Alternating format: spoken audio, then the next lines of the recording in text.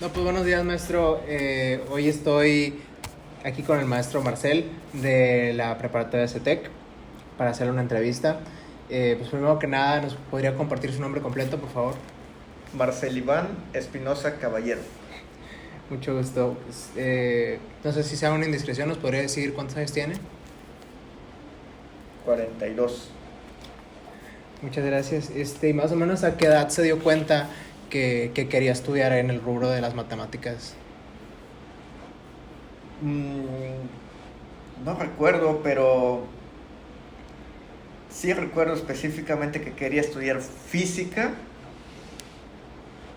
cuando supe que existía la carrera. Yo estaba en tercero de preparatoria. Ok. ¿Y su vida académica, más o menos, cómo la describiría? ¿Cómo fue? Bastante estándar.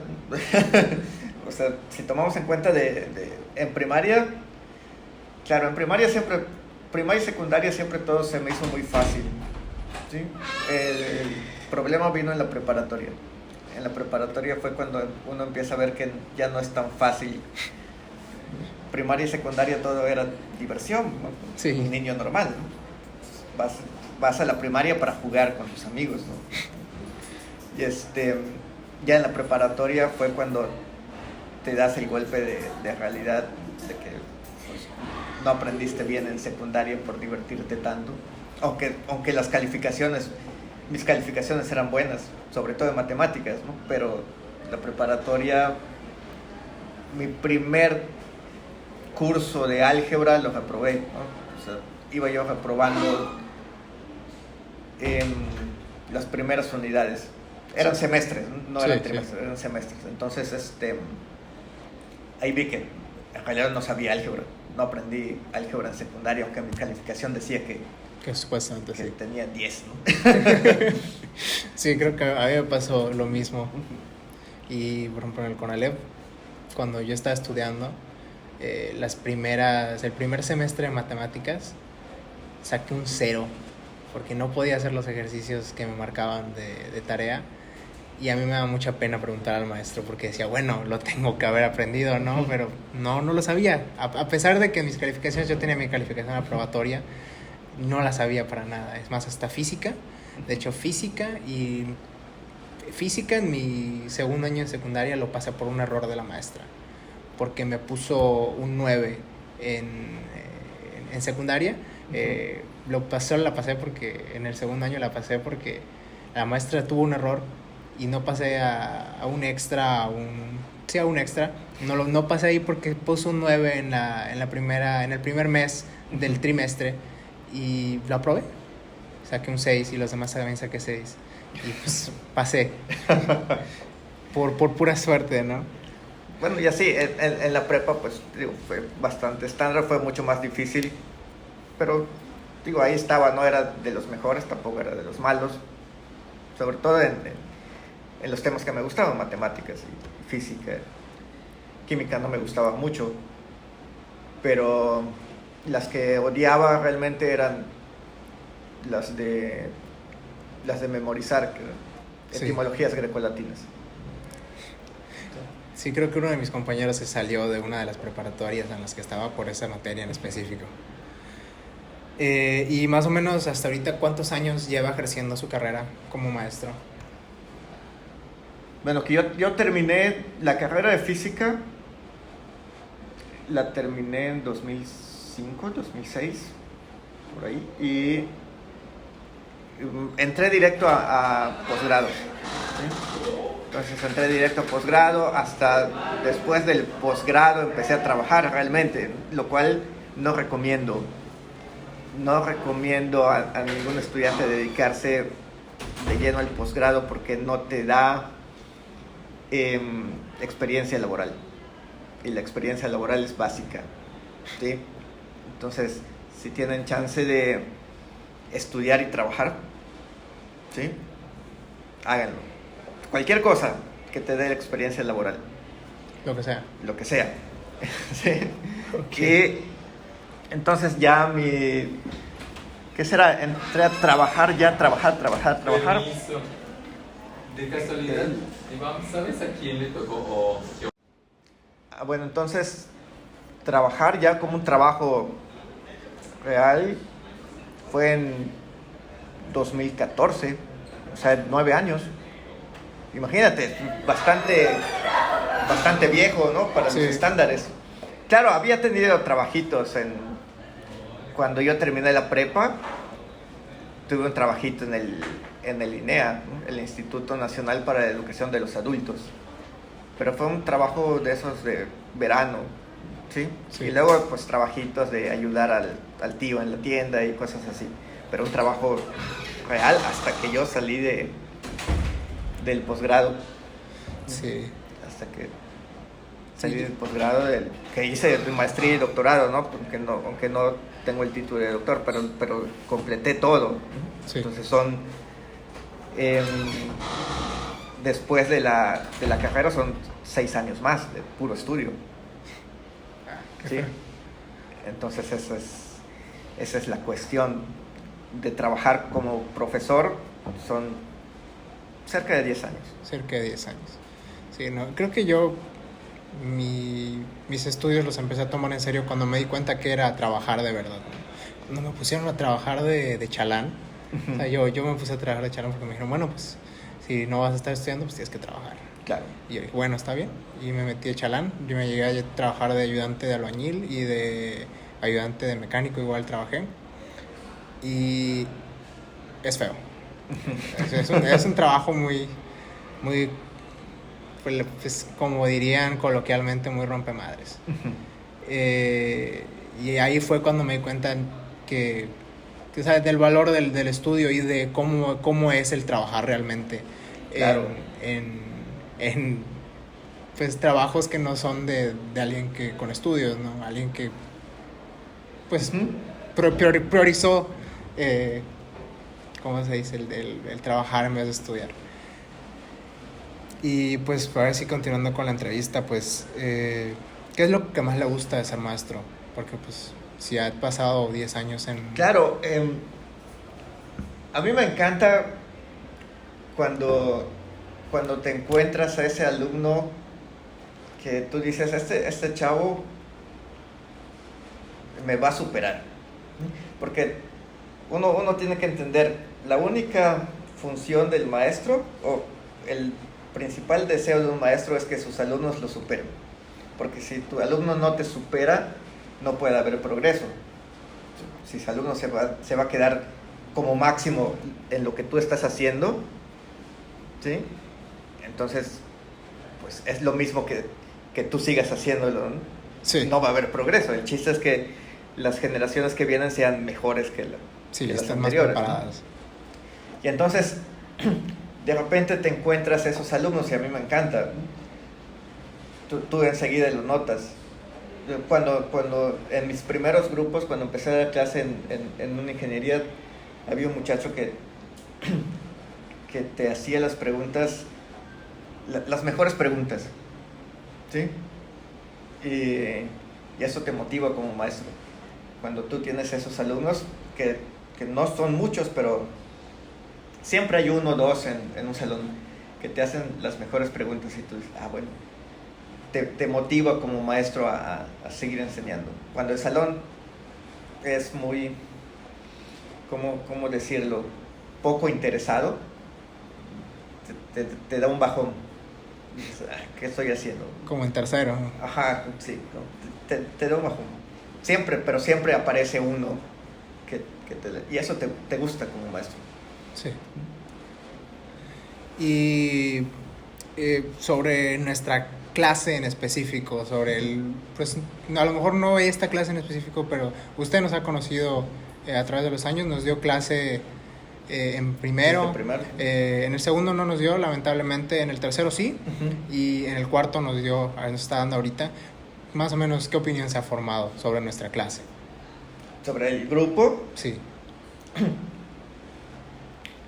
En el grupo, hay que decirlo, en primero eran 3 grupos distintos, ¿no? 3 o 4. Sí, así es. Sí. Entonces, yo decía, había como que 2, 3 estudiantes en cada grupo que eran muy sobresalientes. Decía, cuando se junten, algo va a pasar. ¿sí? Por ejemplo, tú no estabas con Giovanni. No, yo no. Sí. Hasta segundo. Y Giovanni era muy bueno en matemáticas, en mi materia. En álgebra era muy bueno. Y por el otro lado estaba José Luis.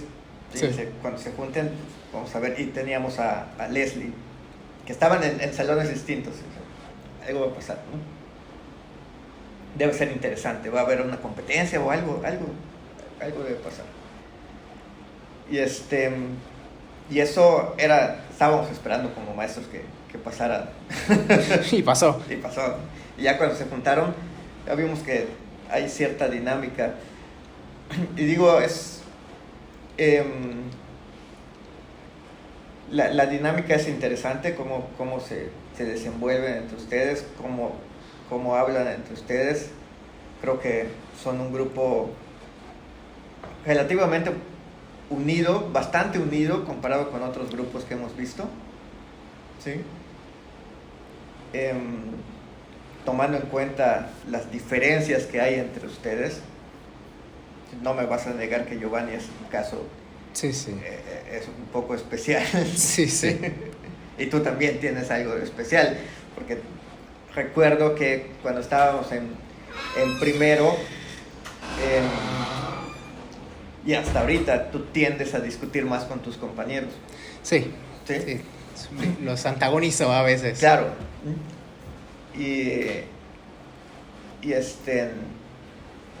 Yo, de hecho pensábamos, podría haber un choque entre Iván y Giovanni. Y lo hubo. ya no lo vi en segunda, ¿no? Ya no lo vi cuando se conocieron, ¿sí?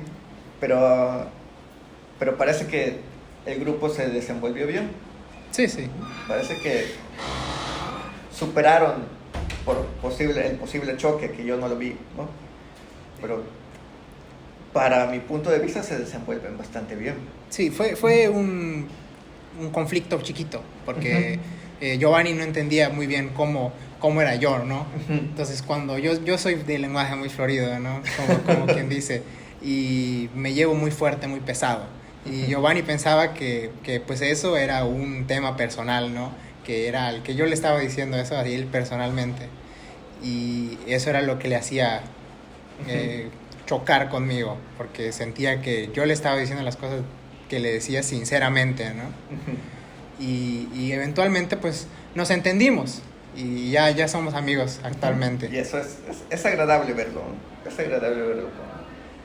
Es un buen grupo, el que se formó. Esperemos que continúen todos, o la gran mayoría, ¿no? Que no sigan cayendo, porque ya ves que algunos dejaron de venir. Sí. Esperemos que los que quedan aquí terminen hasta sexto. Sí, incluso Jackie y Montoya ya se pusieron las pilas. Sí, ya trabajan más. Igual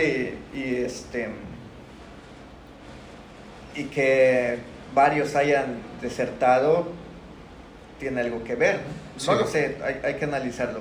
Pero el grupo que ha quedado parece un muy buen grupo. Ok. Y pues ya para finalizar, hablando más en general, ya nos habló un poquito sobre los jóvenes que usted mencionó que eran destacables en los diferentes salones. A lo mejor no de esta generación, pero sé que usted ha visto jóvenes promesa. ¿Usted cree que en nuestra generación actual se están viendo más o menos de esos jóvenes promesa de los que se habla mucho? Es difícil hacer una comparación, porque todo es tan diferente y no sabemos qué es lo que venga después, ¿no? O sea, promesa, ¿para qué? Promesa comparado con lo que hay ahorita, que va a ser muy distinto a lo que va a haber después. Por ejemplo, digamos, yo detecto